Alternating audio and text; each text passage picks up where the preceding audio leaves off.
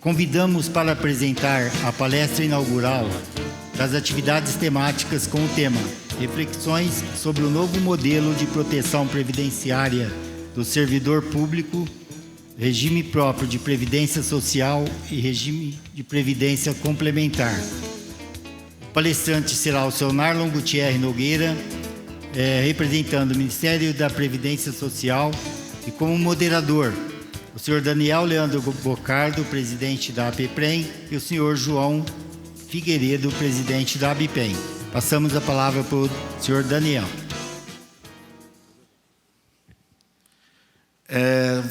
Narlon, a gente nem precisa apresentar o Narlon, né? O Narlon, acho que todos os maiores conhecem, já são diretor, agora ele está na regime de previdência complementar na diretoria. Ele é auditor fiscal da Receita Federal e, como anunciado aqui, está na diretoria de regime de previdência complementar. Gostaria de agradecer novamente por aceitar o convite e desejo a você uma ótima palestra.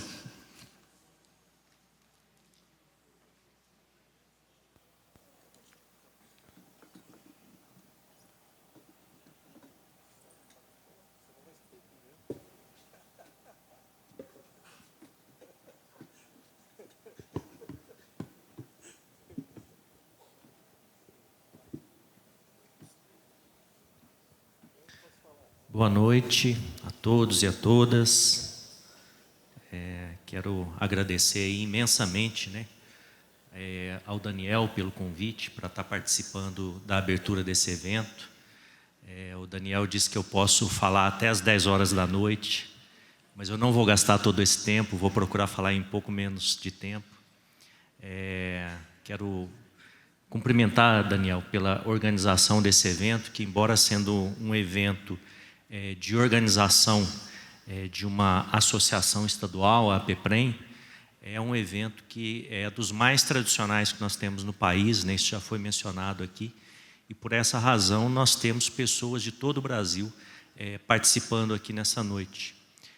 Me recordo que quando eu fui para o Ministério, para ocupar naquele momento o cargo de coordenador geral de normatização, que é ocupado hoje pela Cláudia, nossa amiga Cláudia, lá em 2012, um dos primeiros eventos que eu saí para participar externamente foi esse encontro jurídico e financeiro da APPREM, lá em agosto de 2012. E aí estava me lembrando também que lá pelos idos de 2000, 2001, eu estive uma semana aqui em Águas de Lindóia, quando a nossa carreira então, auditor fiscal da Previdência Social ainda estava dentro do INSS, e eu vim aqui com alguns colegas do INSS para participar de uma capacitação para ser instrutor em treinamentos internos do INSS. E aí, quantos anos se passaram? Na época eu ainda tinha menos de 30 anos, e não imaginava que a trajetória que teria pela frente, que a vida vai nos conduzindo sem que a gente possa imaginar. E aí fico muito feliz de estar aqui revendo tantas pessoas queridas e conhecidas dos vários anos que eu trabalhei aqui no Estado de São Paulo, fazendo auditoria dos regimes próprios, visitando os regimes próprios. Foram quase 100 auditorias que eu fiz aqui no Estado. Quando o Daniel falou no início, eu senti que ele ficou um pouco emocionado, E isso de ficar emocionado é a questão de quem se dedica, a um determinado propósito, a uma determinada causa. E aí eu compreendo perfeitamente isso, Daniel. Cumprimentar os dirigentes das outras associações e cumprimentar, então, cada servidor, servidora e dirigente de RPPS, conselheiro, conselheira, que está aqui nessa noite. E aí, falando de trajetória, o tema que nós tratamos, que é a Previdência, ele é um tema que tem a ver com trajetória de vida das pessoas, trajetória de trabalho, de contribuição, de expectativa de um dia ter uma proteção daquele seu trabalho acumulado ao longo da vida, quando você vai planejar aí um período de descanso, de novos projetos com a aposentadoria, e de ter uma proteção também se alguma eventualidade acontecer ao longo da sua vida, que você ou sua família possam ter acesso a esse direito social tão importante que é a Previdência. E aí nós vamos falar aqui hoje, então, sobre esse novo modelo de previdência dos servidores públicos que nós temos agora, conjugando regimes próprios de previdência social e regime de previdência complementar.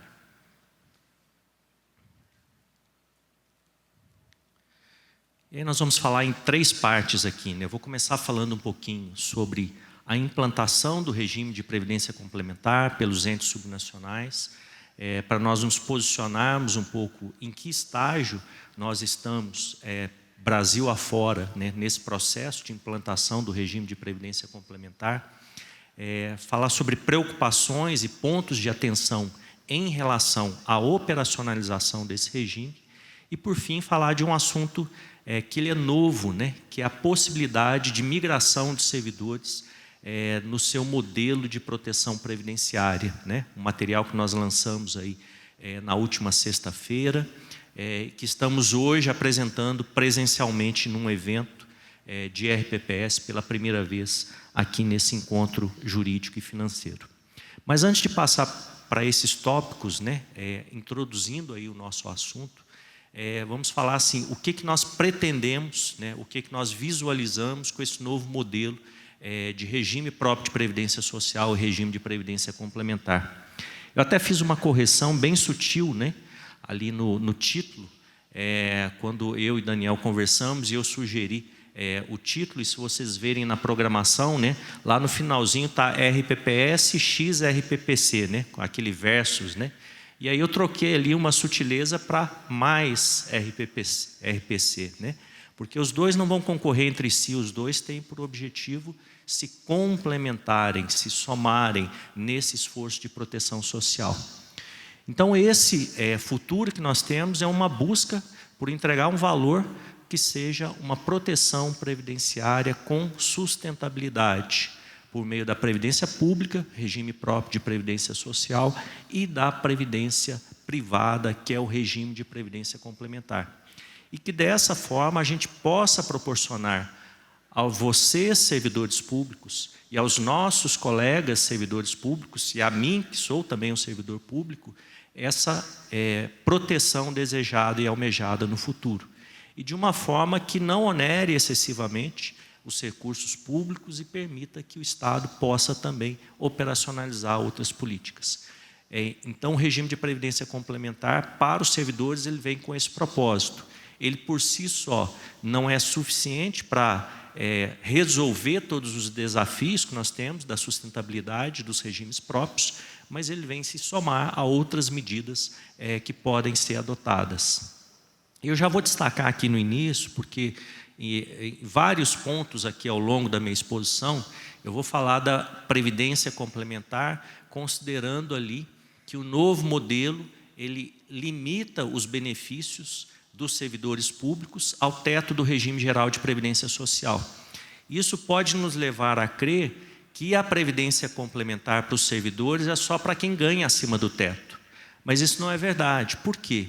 Porque com as novas regras de cálculo dos benefícios que nós temos, né, em todos os entes que já fizeram as suas reformas, aqueles que não fizeram terão que fazer em algum momento, mesmo os servidores que têm remuneração abaixo do teto do regime geral, eles não vão conseguir, por meio do regime próprio da Previdência Pública, ter uma reposição da totalidade daquilo que eles recebiam na atividade.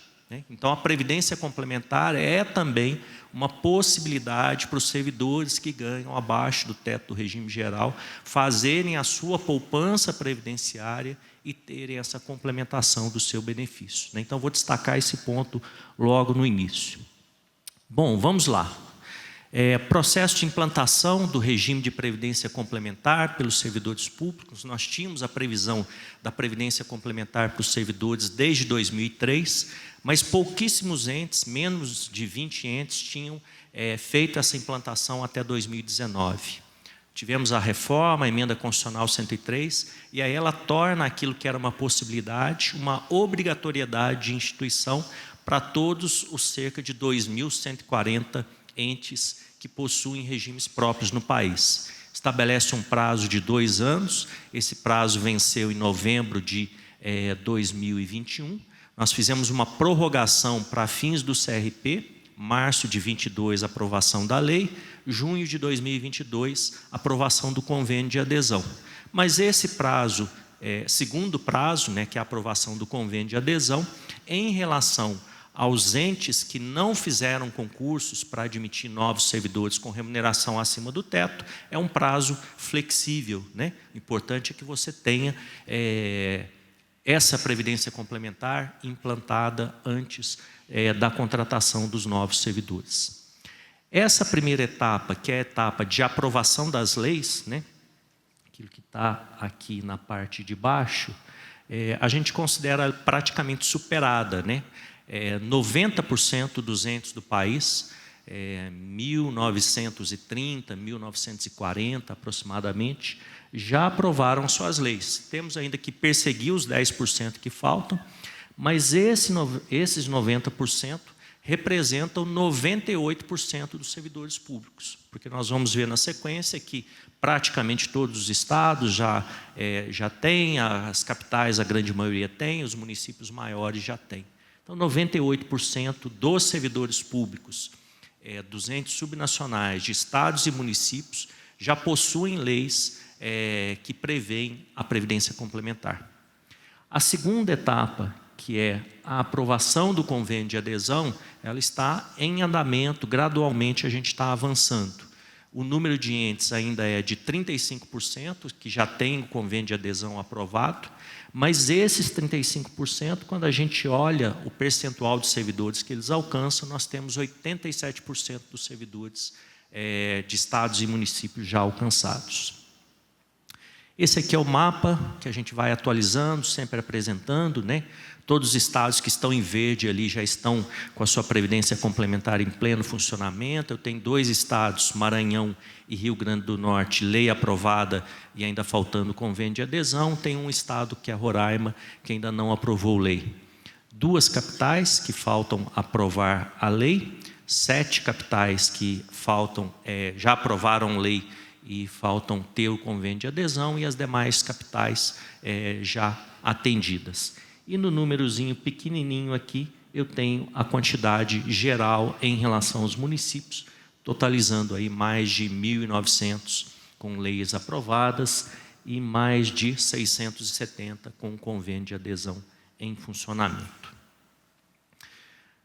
Bom, conforme eu disse, esses 90% dos entes que aprovaram as leis, eles têm um público potencial aí de quase 1 milhão de servidores públicos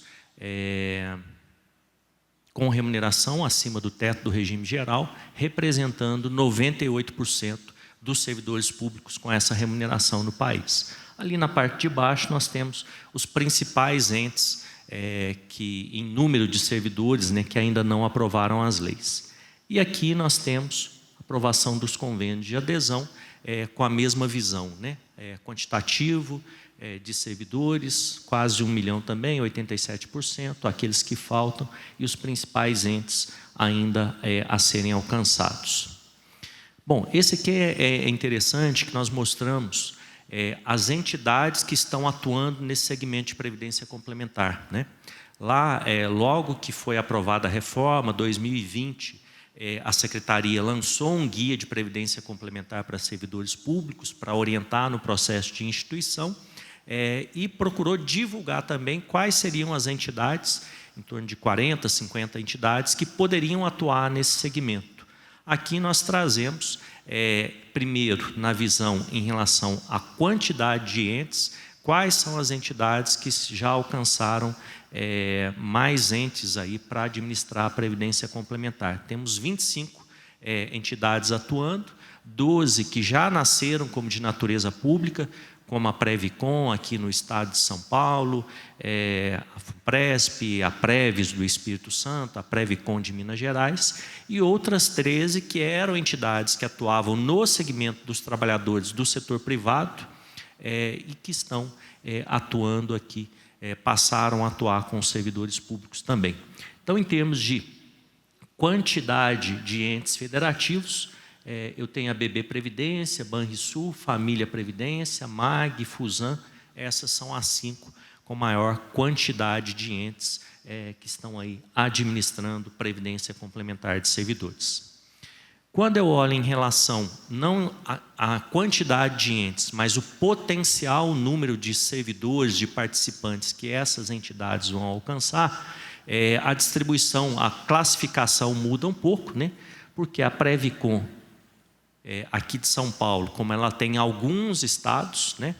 São Paulo, Mato Grosso do Sul, Mato Grosso, Rondônia, Pará, além de municípios de porte médio e grande de São Paulo, ela passa a ocupar a primeira posição em potencial de número de servidores.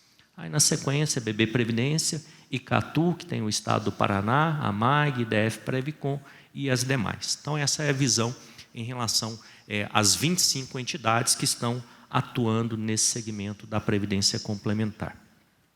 Então, nossa primeira parte aqui para dar esse panorama geral, né, de como está hoje o processo de implantação da Previdência Complementar dos servidores públicos no Brasil. Aí vamos falar um pouquinho, né, sobre a operacionalização do regime de Previdência Complementar. Depois que se aprovou a lei, selecionou a entidade, assinou o convênio de adesão autorizado pela Previc, vai efetivamente começar a funcionar. E aí o que a gente tem que falar um pouquinho, né? Isso muda um pouco a nossa atuação da Secretaria, que até então nós estávamos mais preocupados em orientar os entes, preparar cartilha, divulgar o projeto de lei. A gente já começa a acompanhar essa Previdência Complementar em efetivo funcionamento e dar continuidade também à análise daquelas leis que foram recebidas, para ver se essas leis elas estão regulares, seguindo tudo que seria necessário para essa previdência complementar. Eu vou falar mais um pouquinho dessa questão da regularidade na sequência. Nós temos que ter a preocupação de comunicação com os servidores, de educação previdenciária para esse novo universo. A migração dos servidores, que é o último tema que eu vou falar hoje, vou dedicar um pouco mais de tempo para ele. E temos aí, então, feito um trabalho de conversar com as entidades, conversar com os entes, para compreender dificuldades que estão sendo enfrentadas nesse momento. E aí lançamos o material também sobre a migração. As leis recebidas, as mais de 1.900 leis que nós recebemos, lá no nosso departamento do regime de previdência complementar, nós estamos analisando as leis. Vocês já estão acostumados, né, a enviarem leis para a secretaria, que são analisadas lá pela equipe da Segenal, para fazer o registro no CadPrev, se essas leis estão atendendo a todos os requisitos ou não. A mesma coisa vem sendo feita em relação às leis de instituição do regime de previdência complementar, nesse caso, pela nossa equipe do Departamento do Regime de Previdência Complementar. E aí nós temos identificados aqueles pontos de desconformidade, e essas desconformidades nós temos emitido notificações por meio do GESCOM. E aqui a gente tem uma relação dos principais itens, né, que a gente tem identificado. Definição da contribuição do patrocinador, não prevista em lei, inexistente ou insuficiente. Esse é o que tem o maior número, né? Tivemos aí 263 notificações emitidas para esse item.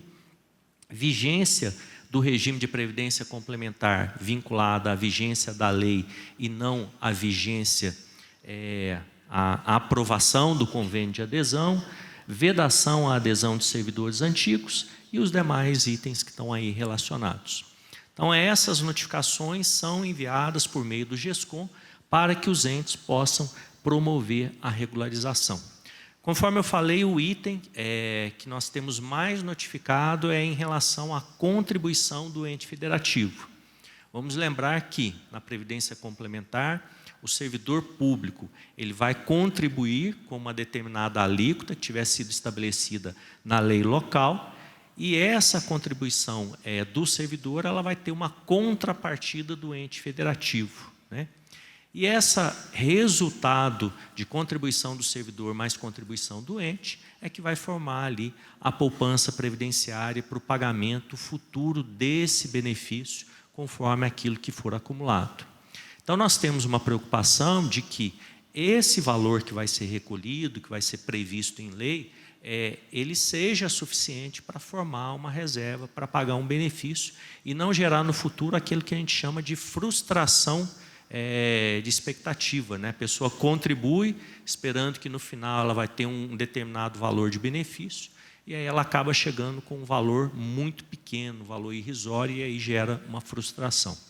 Então, para isso, o que a gente verificou? Como a gente não tem uma definição, diferente do regime próprio, né, que a própria Constituição diz que a contribuição do servidor tem que ser pelo menos igual à contribuição do servidor da União e que a contribuição do ente federativo fica nesse patamar ou até o dobro desse patamar, a gente não tem esse mesmo referencial de contribuição mínima, de alíquota mínima, na Previdência Complementar. A gente procurou estudar e estabelecer algum parâmetro, né? E aí foi essa nota técnica que a gente divulgou no ano passado. No guia a gente já tinha um referencial, que era uma alíquota de contribuição de pelo menos 6,5%, podendo ir até 8,5%. É uma orientação, uma indicação, mas para fins de análise das leis, a gente está considerando que essa alíquota de contrapartida do ente federativo, ela tem que ser pelo menos de 6%. Se ela não estiver prevista na lei ou for inferior a 6%, a gente notifica para que essa lei ela possa ser adequada e corrigida. Em relação a essas notificações que foram emitidas, né, aqui a gente tem um levantamento de como que essas notificações estão. A grande maioria das notificações, elas foram recebidas pelo ente, ainda estão no prazo de resposta, né? Então, chamo a atenção de vocês para verificarem lá no seu ente, se vocês instituíram o regime de previdência complementar, se receberam uma notificação pelo GESCOM, se já responderam essa notificação, se já foi regularizada, porque se não for respondido e regularizado, isso vai resultar também numa pendência para fins de renovação do CRP. Vocês vão ficar com um item irregular lá no extrato previdenciário do CADPREV. A grande maioria dos entes que têm respondido está atendendo às notificações, mas temos alguns que não atenderam e aí estão ficando irregulares. Bom, então essa a parte do nosso processo de análise das leis, notificação, receber a resposta dos entes sobre a adequação ou não. Bom, a partir do momento que você tem a previdência complementar em funcionamento, alguns pontos, né, que chamam a atenção, né? Cuidar para que, a partir do momento em que a Previc aprova o convênio de adesão, vocês consigam, o mais rapidamente, colocar essa previdência complementar para funcionamento, né? E aí precisa haver um contato permanente, uma interação entre o ente federativo e a entidade fechada de previdência complementar que foi contratada. E aí quem vai cuidar disso no ente federativo? Isso não é uma relação que é de responsabilidade direta do regime próprio de previdência social, né? Essa responsabilidade vai ser lá da área de recursos humanos. Mas é importante que, como são vocês no regime próprio de previdência, que têm conhecimento sobre previdência no município, pelo menos no primeiro momento vocês deem um apoio para as áreas de recursos humanos nesse processo para que comece a funcionar a previdência complementar. Preocupação com as trocas de bases de dados dos servidores públicos, né, que forem ingressando, as informações que são necessárias para eles serem inscritos na Previdência Complementar e poderem contribuir. A grande maioria dos entes seguiu o nosso modelo de projeto de lei e previu a chamada inscrição automática, ou seja, assim que o servidor é admitido, ele já é automaticamente inscrito na Previdência Complementar e se ele não quiser continuar, ele vai ter que manifestar depois esse desejo de sair dentro do prazo estabelecido de 90 dias. Ter um atendimento adequado para os entes federativos, para os servidores do ente federativo. E aqui nós temos um desafio, porque a gente tem entidades que estão localizadas. Eu tenho entidades no Rio Grande do Sul que estão atendendo municípios aqui em São Paulo. Eu tenho entidade que pode estar sediada no Rio, em São Paulo ou Brasília, atendendo municípios do Nordeste, do Norte, de outra região do país. Então, você tem que se criar uma estrutura de atendimento, né, que possa chegar a esses servidores. Ter uma comunicação adequada com esses servidores, um processo de educação, esclarecimento deles. Criar esses canais permanentes para esclarecimento de dúvida e atendimento. Depois, nós vamos ter a preocupação com a governança dessas entidades. Então, vocês vão acompanhar se a entidade está prestando aquele serviço para o qual ela foi contratada, né? Como que estão evoluindo os investimentos, se tem atingido, né, aquilo que ela se propôs em relação à aplicação dos recursos. Vocês não vão ter, na maioria dos casos, por serem planos multipatrocinados, um assento num conselho deliberativo, num conselho fiscal, mas vocês têm que ter algum canal para terem acesso a essas instâncias de governança da entidade. A longo prazo, né, verificar se essa evolução das reservas vai estar também atendendo aquilo que se espera de proteção previdenciária dos servidores. Uma preocupação com aquelas planos, né, que tem um número muito pequeno de servidores, com a escala, porque se eu tiver muito poucos servidores numa entidade ou num plano de benefício, eu vou ter um custo administrativo muito elevado.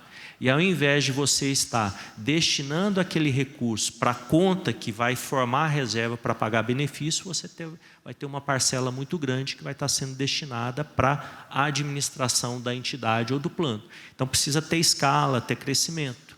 E aí, essa questão da escala, entra algumas iniciativas, como, por exemplo, buscar que servidores com remuneração abaixo do teto possam aderir também e contribuir, verificar se essa entidade ela vai oferecer aquilo que a gente chama de plano família, que é aquele plano que pode alcançar dependentes, familiares dos servidores, para eles terem também a contribuição na previdência complementar, a própria migração dos servidores antigos que desejarem.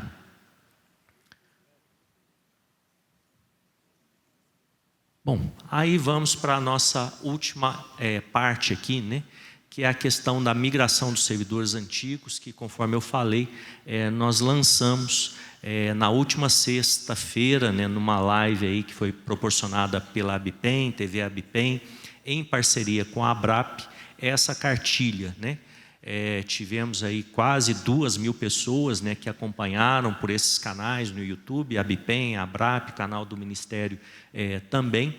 E para quem não acompanhou, a live está lá disponível na TV Abipem, é só vocês acessarem, vocês podem ver toda a live. Eu vou falar aqui de uma forma um pouco mais resumida, né, mas nós passamos lá 2 horas e meia conversando sobre esse assunto.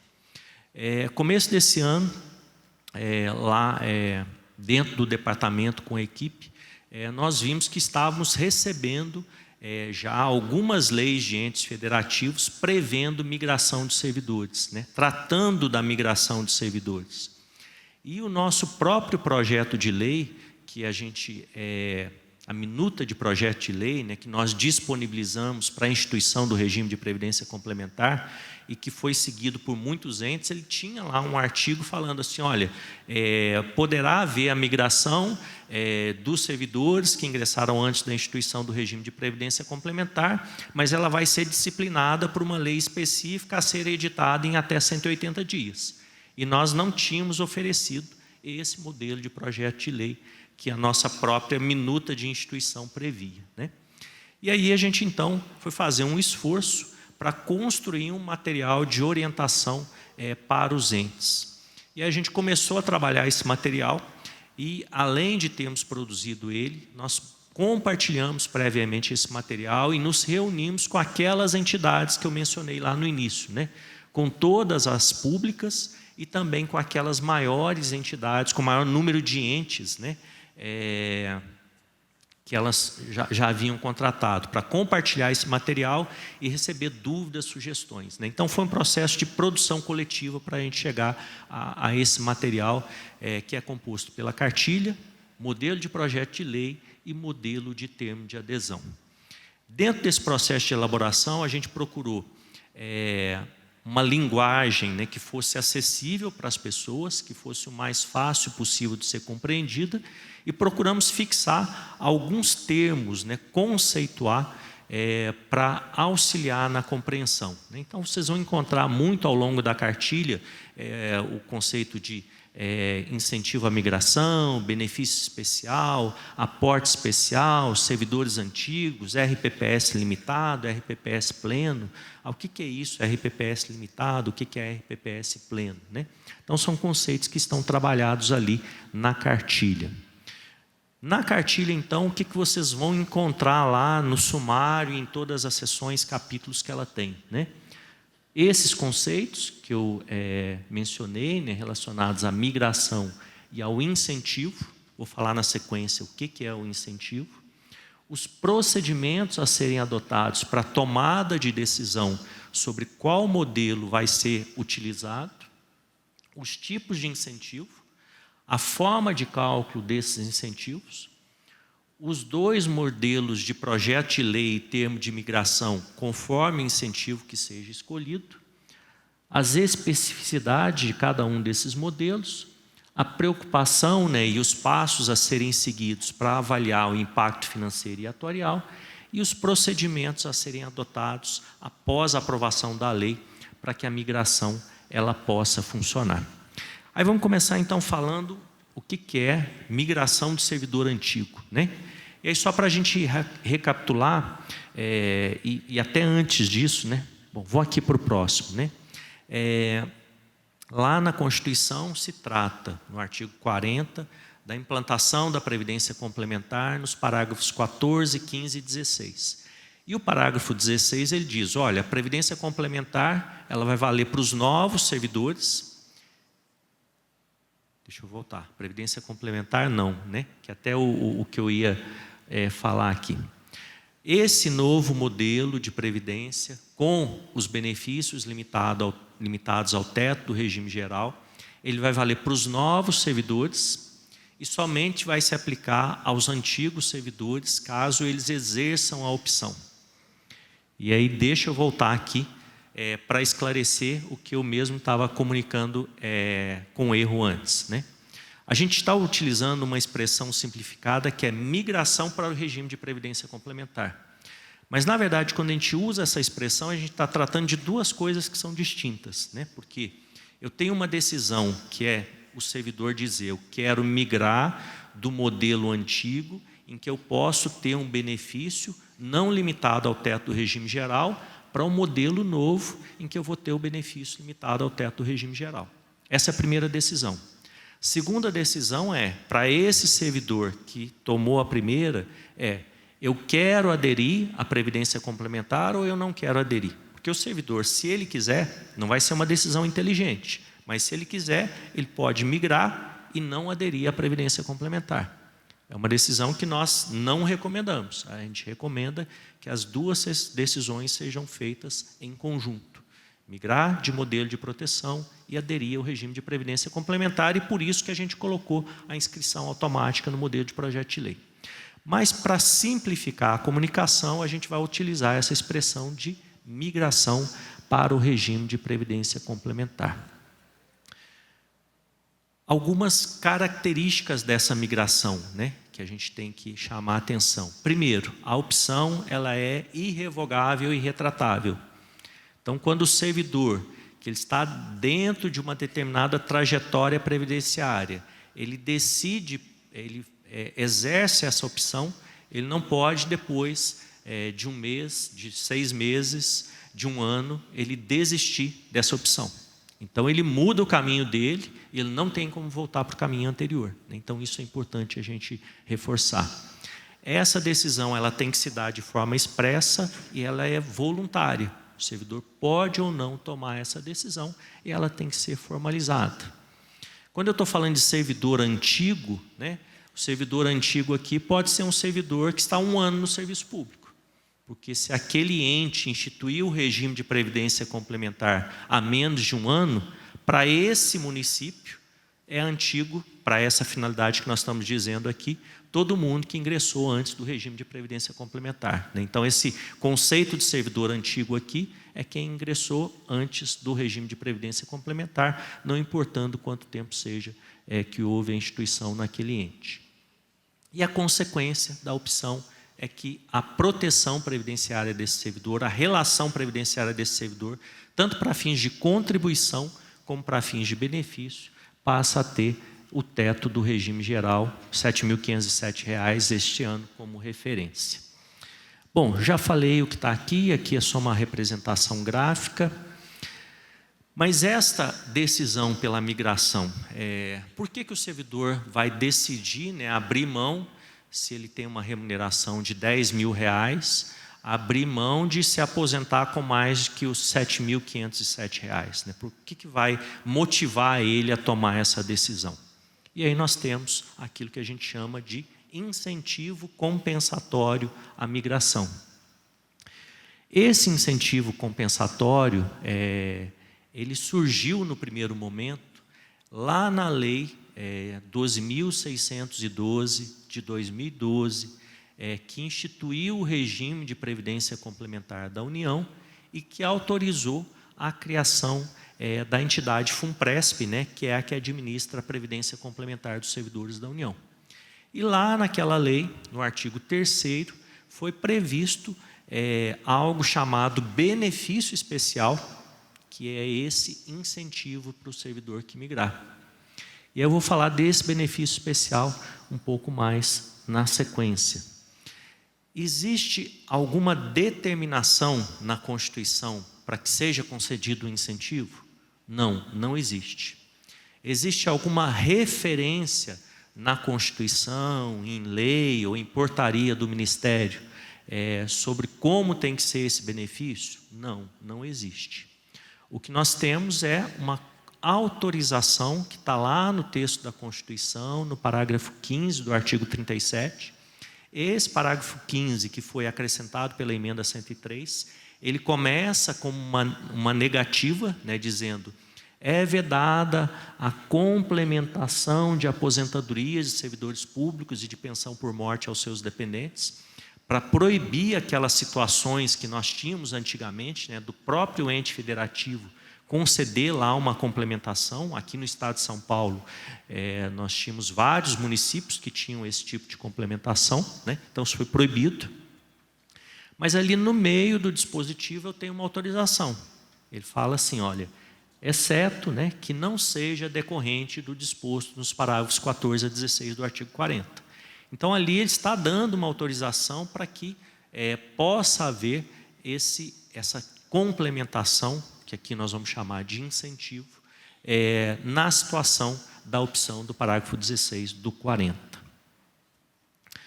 De quem é a responsabilidade pelo pagamento desse incentivo? Eu vou detalhar o que é o incentivo na sequência, mas já vou adiantar aqui. De quem é a responsabilidade pelo pagamento? É do regime próprio de previdência social? Pode onerar os recursos do regime próprio de previdência social? Não. A responsabilidade de pagamento é do ente federativo, e aí ele vai estabelecer na sua legislação qual órgão vai ter essa responsabilidade. Ele pode até prever que esse órgão seja a entidade gestora do regime próprio, se ele entender que administrativamente isso vai funcionar melhor assim. Mas os recursos para o pagamento vão ser os recursos do Tesouro Municipal ou Estadual. Não vai se onerar os recursos do regime próprio. Por que não? Tem uma vedação expressa no dispositivo da portaria 1467, e essa vedação ela não foi inventada, criada pela portaria. Ela decorre do texto da Constituição, lá no artigo 40, e num inciso que eu tenho no artigo 167 também, e também lá do artigo 9º da emenda 103, que dizem que recurso previdenciário é para pagar o quê? Aposentadoria e pensão por morte, né? E esse incentivo não é aposentadoria nem pensão por morte, logo ele não pode onerar os recursos previdenciários do RPPS. Então aqui a gente resume um pouco as características desse incentivo à migração. ele é compensatório, né? O próprio nome que a gente está utilizando, incentivo compensatório, é por essa razão. E esse compensatório aí me faz lembrar de algo que eu não mencionei no início, que esse benefício, quando foi criado pela União em 2012, a lei previa algumas características básicas dele, mas várias dúvidas jurídicas surgiram. E essas dúvidas jurídicas foram sendo esclarecidas ao longo do tempo por pareceres da Advocacia Geral da União. Então, esses conceitos que nós trouxemos para a cartilha, eles consideram também essa evolução do entendimento que foi se consolidando na União ao longo desses anos. Um deles é essa natureza de incentivo compensatório, não previdenciário nem indenizatório, mas sim compensatório. Não tem natureza de benefício previdenciário, já mencionei, é facultada ao ente a sua criação, é de responsabilidade do ente o seu pagamento, não podem ser utilizados recursos do regime próprio para pagamento, e ele caracteriza um ato jurídico perfeito, as suas regras não podem ser mudadas. Então, quando o servidor exercer a opção, tendo uma determinada previsão desse incentivo na lei local, ele vai receber esse benefício no futuro, com base naquelas condições que estão na lei. Se essa lei for alterada posteriormente, se alterar posteriormente as condições desse incentivo, essas alterações só vão valer para servidores que venham a migrar posteriormente, né?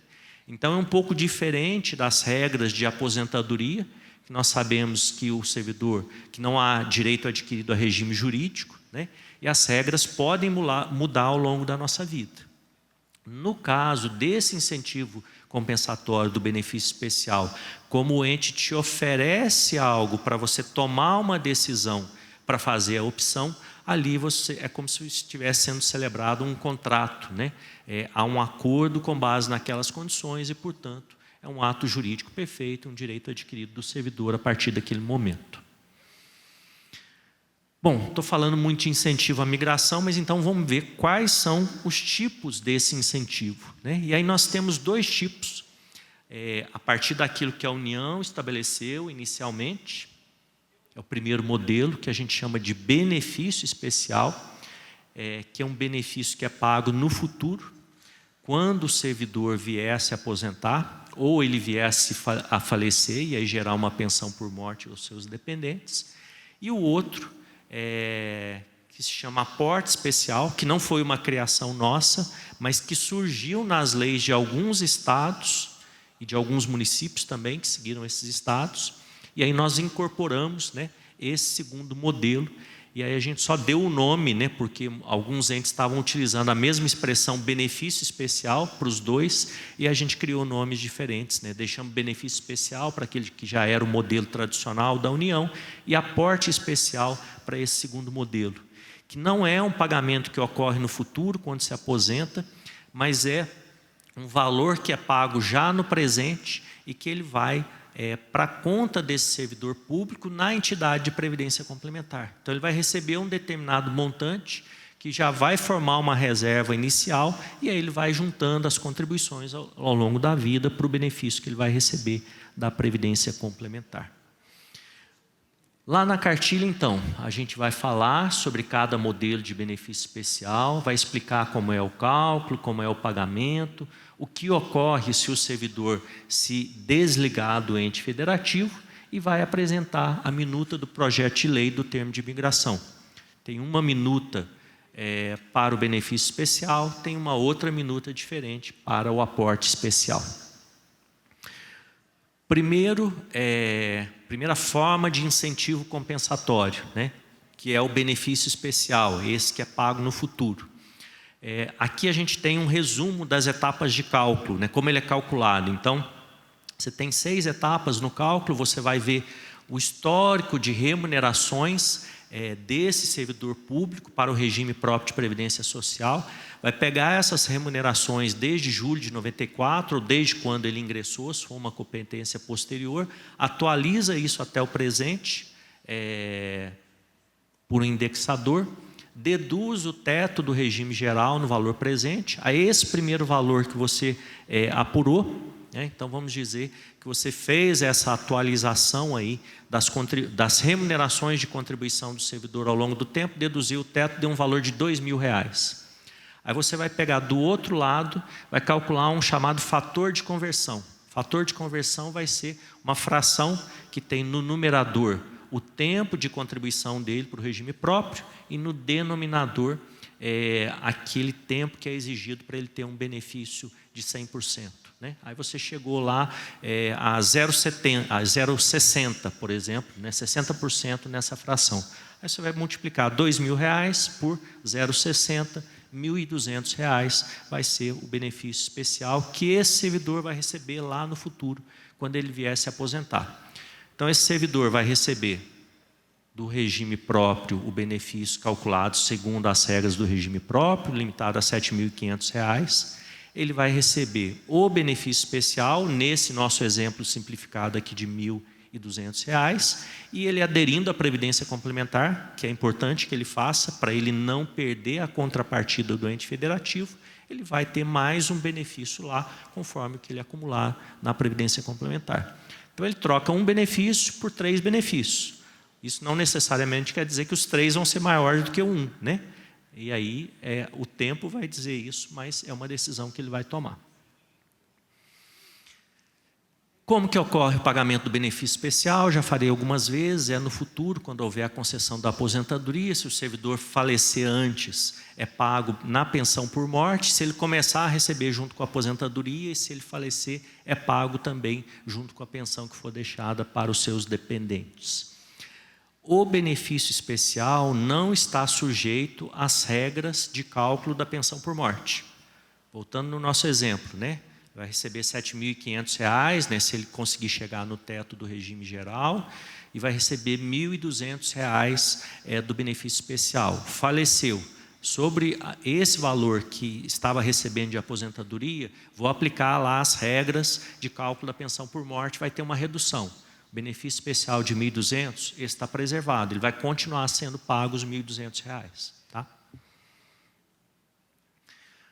Se esse servidor que migrar, ele decidir se desligar do ente federativo, antes de se aposentar, né? Ele passou num outro concurso, ou ele pediu exoneração porque ele vai para a iniciativa privada, o que acontece? Ele perde direito ao benefício especial. A lógica é a seguinte: quando um servidor que não migrou, né, que está no modelo antigo, vamos dizer, de previdência, e que tem uma remuneração superior ao teto, e ele sai do serviço público, o que ele tem direito?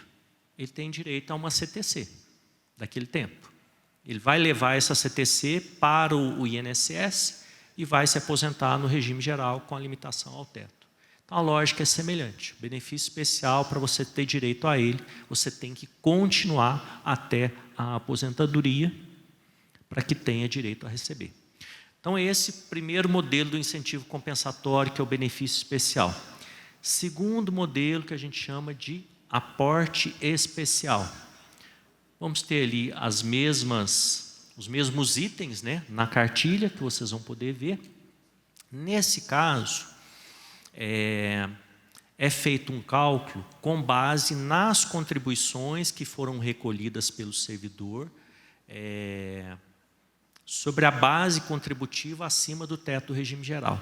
Aí eu não vou ver a remuneração de contribuição, eu vou ver já o valor da contribuição que foi cobrado acima do teto do regime geral. Aí vou calcular esses valores. Então, o servidor pagou num mês R$100 acima do teto, R$200, R$150, pego tudo isso ao longo da vida dele, atualizo até valor presente, e eu vou chegar num valor R$40.000, R$50.000, R$100.000. Esse é o valor desse incentivo. E aí, esse incentivo, ele não vai ser pago no futuro junto com a aposentadoria. Ele já vai ser pago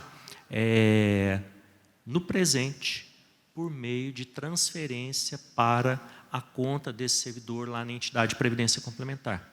Então, para esse modelo de aporte especial, o servidor tem que necessariamente aderir à Previdência Complementar.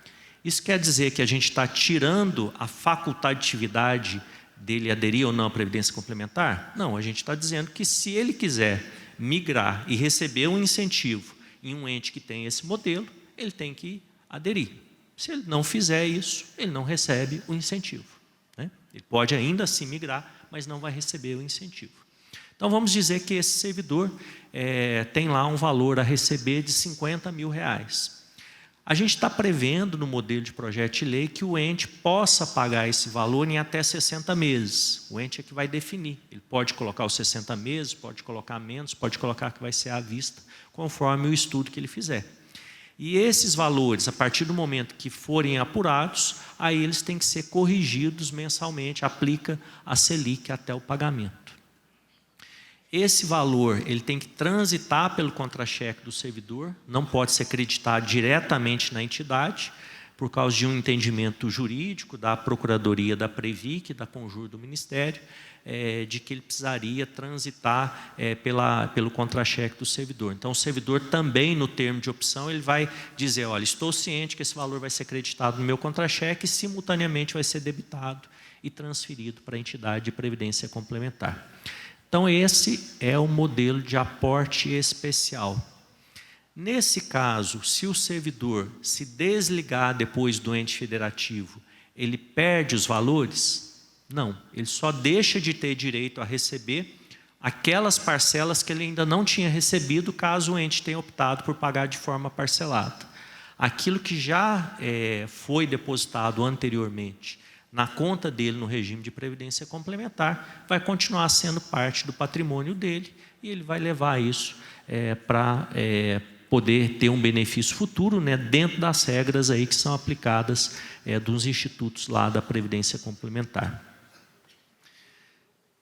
Bom, o ente que decidir aprovar uma lei de migração e criar esse incentivo, né, ele vai permitir que essa migração seja efetuada a qualquer momento, ad eterno?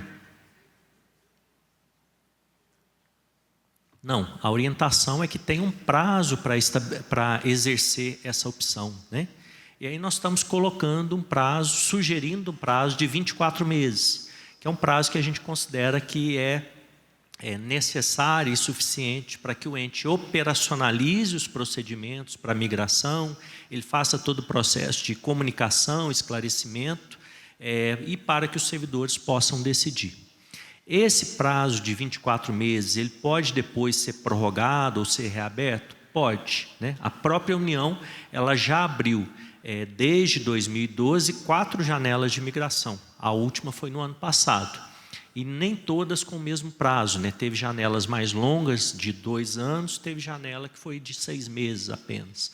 Então, isso o ente depois ele vai poder reabrir essas janelas de migração, mas é importante que tenha um prazo para as pessoas decidirem.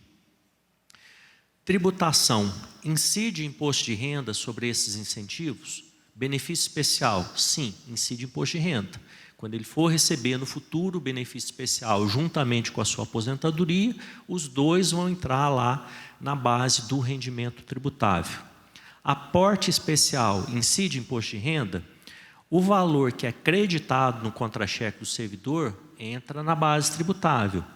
Mas como ele ao mesmo tempo, ele autoriza que esse valor seja transferido para a entidade de previdência complementar, ele pode deduzir isso como contribuição para a previdência privada. O único ponto a ter atenção é que eu tenho um limite para essa dedução. O limite é de 12% da renda tributável no exercício, mais aquela contribuição com contrapartida do ente federativo. Então, se eu tiver uma situação que o ente tem um prazo muito longo a receber desse aporte especial e for um valor muito expressivo e for pago de uma única vez, num ano, pode ser que a dedução exceda o limite, e aí ele vai pagar imposto de renda sobre isso, e aí talvez seja melhor que o ente pague para esse servidor em mais de um exercício. Então, é algo que vocês vão ter que orientar os servidores ali. Incide contribuição previdenciária sobre o aporte especial? Não incide. Incide contribuição previdenciária sobre o benefício especial? Não incide também. Então, essa outra característica né, que o servidor vai considerar, né, deve considerar nesse processo dele de decisão. O benefício especial não tem incidência de contribuição previdenciária. Então, como nós estamos falando de servidores com remuneração acima do teto, servidor com remuneração acima do teto, mesmo quando ele se aposenta, ele contribui sobre essa diferença, né? Pode até ser menos do que o teto se o ente tiver ampliado a base de cálculo. Sobre essa parcela, que é o benefício especial, não incide contribuição previdenciária. Bom, e aí procurando caminhar para o final, né? Vou terminar aí mais 10, 15 minutos, tá? Tenha um pouquinho de paciência comigo. Importância para se decidir, né, pela abertura da migração e pela forma do incentivo que será concedido. Fazer a avaliação do impacto fiscal, atuarial, orçamentário e financeiro. Não vou passar aqui todos os slides, mas o material vai estar à disposição para vocês depois, e também a própria cartilha que vocês vão poder consultar, detalha isso, né? Mas então, voltando a lembrar, não há obrigatoriedade de instituir a migração, não há obrigatoriedade de instituir um incentivo, mas pode ser algo que seja interessante para o ente federativo e para o próprio regime próprio. E aí, vocês vão ter que considerar nesse processo de decisão um tripé aí, né, que atenda a preocupação de contribuir para a preservação do equilíbrio financeiro e atuarial do regime próprio, que não agrave a situação fiscal do ente federativo e que proporcione a proteção previdenciária adequada ao servidor, né? Então, embora não seja obrigatório prever um incentivo, se vai ser aberta a possibilidade de migração, seria adequado ter um incentivo para que esse servidor não perca a proteção previdenciária. Mas isso tem que ser equilibrado, essas três condições elas têm que ser verificadas. E aí vocês vão ter que fazer uma avaliação considerando aí 4 etapas, né, que a gente coloca aqui.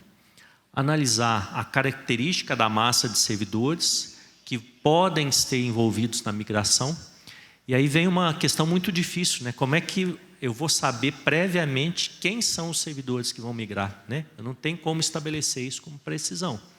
Então, o que se recomenda? Que se trabalhe com alguns cenários possíveis de migração e que se considere também a experiência de outros entes federativos. Para exemplificar para vocês, a União, em mais de 10 anos, 4 janelas de migração, cerca de 40 mil servidores migraram.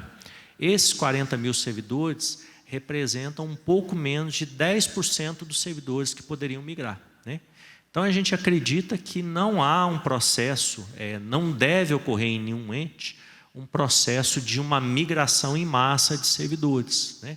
Isso vai ser um número um pouco mais reduzido de servidores, mas vocês vão ter que fazer simulações a esse respeito. Avaliar os impactos no regime próprio. A longo prazo há um ganho para o regime próprio, né, atuarial, que ele vai pagar menos benefício, mas no curto prazo ele pode ter alguma perda de receita. E isso pode se comportar diferente, conforme seja um regime que tenha um fundo único, conforme seja um regime que tenha a segregação da massa com um fundo financeiro capitalizado e conforme sejam os servidores que migrem de um fundo ou de outro. Avaliar os impactos para o ente federativo, porque o ente ele vai ter uma economia em relação às contribuições que ele recolhe para o regime próprio, ele vai recolher menos dos servidores que migrarem, mas em contrapartida, se esse servidor aderir à Previdência Complementar, vai ter uma contribuição para a Previdência Complementar. E ele vai ter que pagar também um incentivo compensatório, que pode ser no presente, o aporte especial, ou pode ser no futuro, o benefício especial. E aí consolidar todos esses resultados e fundamentar a sua decisão. Vou pular os próximos aqui, que são um detalhamento, né, dessas 3 etapas que eu falei. Mas vocês podem depois consultar lá na cartilha. E aí, para finalizar, a gente tem aqui operacionalização do programa de incentivo, né? Então, o ente fez todos esses estudos, entendeu que é viável e que é importante permitir abrir uma janela de opção dos servidores para migração, definiu qual modelo de incentivo ele vai adotar, se benefício especial ou aporte especial, o que ele tem que se preocupar, então, para operacionalizar essa migração. Primeiro, é muito importante disponibilizar para os servidores um simulador para que eles possam calcular quanto eles vão receber desse incentivo, né? Seja benefício especial ou aporte especial.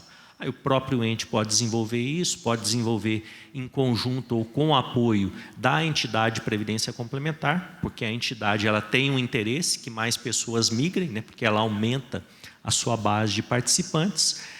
Então, esse simulador é importante que ele esteja disponível para os servidores. Desenvolver uma estratégia de comunicação para os servidores, né, para que eles saibam que há um processo de imigração aberto e o que é isso, o que isso impacta na vida deles.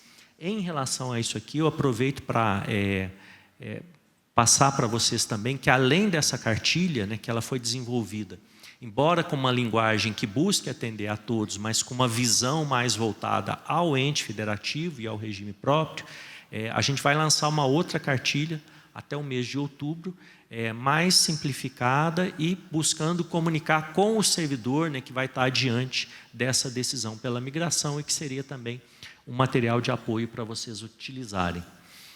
Definir um termo de migração que comunique de forma clara o que o servidor está decidindo e as consequências para a vida dele, né? E o nosso termo, que a gente disponibilizou como modelo, ele traz isso com bastante clareza, e fazer a capacitação das equipes que vão estar envolvidas nesse processo de comunicação com os servidores. E aí, falando em capacitação das equipes, né? Lembrar a vocês que a gente tem um curso sobre previdência complementar para servidor público, que está disponível desde o início do ano, lá na escola virtual da ENAP. É um dos cursos mais acessados esse ano da ENAP, né? A gente já tem quase 2.500 servidores que se capacitaram nesse curso. Só entrar lá, escola virtual da ENAP, se inscrever sem custo nenhum. São, se não me engano, 25 horas para esse curso aí, de capacitação sobre previdência complementar para o servidor público. Aqui eu não vou abrir as minutas do projeto de lei do termo de imigração, porque eu não sei se a gente tem a internet aqui disponível para entrar no link, mas assim, o modelo de projeto de lei, ele não é uma lei extensa, ela tem 6 artigos. Primeiro artigo define o objeto da lei, segundo artigo fala sobre o que é o servidor antigo, terceiro fala das consequências da opção pela migração. O quarto traz a forma de cálculo do incentivo, seja benefício especial ou aporte especial, e o quinto artigo fala das características desse incentivo. E o sexto é a vigência. Cartilha de migração está disponível desde a sexta-feira, né? A gente fez a live no período da manhã e no final da tarde ela foi disponibilizada, né? Então, quem conseguir ler aí o QR Code, vocês já vão cair lá na página do Ministério, onde está disponível essa cartilha com todas as orientações para vocês sobre a migração de servidores. Bom, é isso, né? Vou deixar aqui ainda, para quem ainda estiver tentando captar a imagem ali.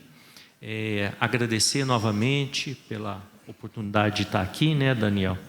E aí, na sequência, né, o Daniel que vai falar, né, do coquetel, mas estarei aqui, né, essa noite aí. Quem quiser conversar, abordar algum ponto, tiver alguma dúvida, estou à disposição para conversar com todos, vai ser um prazer, tá? Muito obrigado.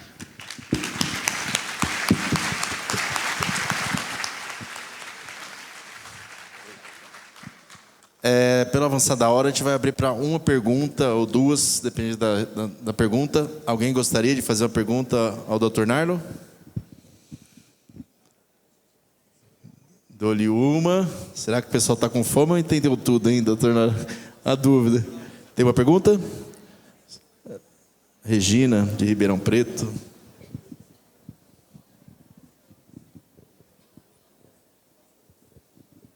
Oi, Narlo. Boa noite.